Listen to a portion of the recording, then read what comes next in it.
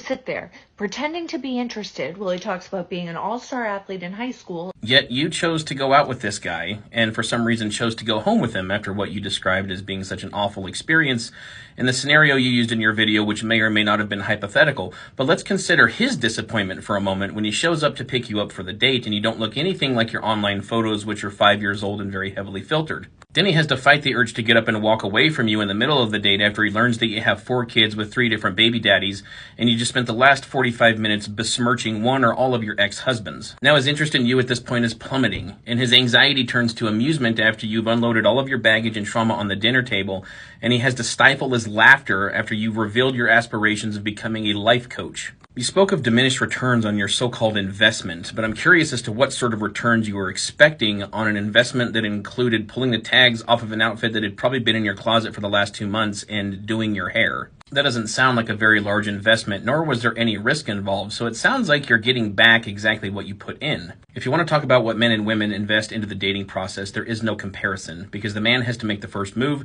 he has to get your number, he has to ask you out, he has to plan the date, he has to pick you up.